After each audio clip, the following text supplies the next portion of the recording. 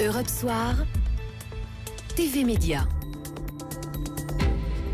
TV Média avec Eva Rock. Bonsoir Eva. Bonsoir Nicolas, bonsoir à tous. Et de nouveau ce soir on repart du côté de iTélé pour faire le point sur la situation. Est-ce qu'on peut imaginer la fin du conflit, le bout du tunnel? Mais j'ai peur que non, parce qu'on en est au 10e jour de grève pour les salariés et toujours aucune négociation en cours.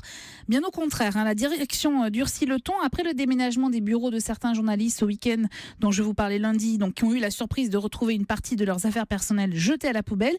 Et bien ce matin, ce sont les pigistes qui ont fait les frais de ces méthodes. Leurs badges d'accès au bâtiment ont été désactivés. Une façon de dire vous ne faites plus partie de l'entreprise. Donc la grève a été reconduite pour 24 heures, approuvée à une large majorité, même si financièrement ce mouvement social commence à peser.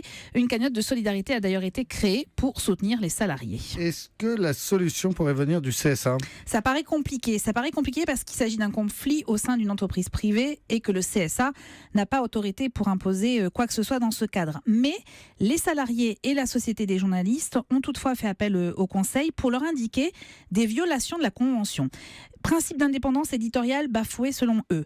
Le manque de rigueur dans la présentation et le traitement de l'information à propos de l'émission de Jean-Marc Morandini. Et puis, il soulève un point qui pourrait paraître être un point de détail, mais qui juridiquement nécessite une clarification. Selon la Convention, la rédaction en chef d'une émission ne peut pas être confiée à Jean-Marc Morandini dès lors qu'il n'est pas lié par contrat de travail avec la société saisie. Et cette société, en fait, c'est la société éditrice d'iTélé. Donc pas de contrat, pas de possibilité d'être rédacteur en chef d'une quelconque émission.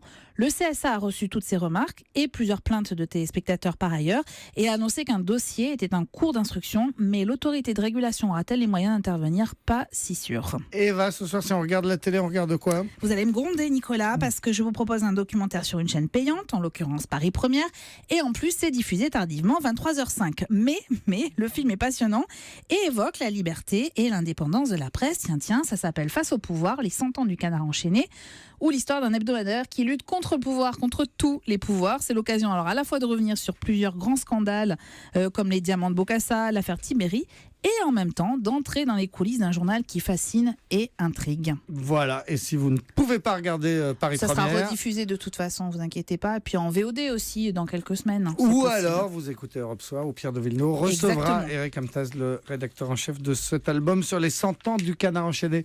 Merci beaucoup Eva Rock.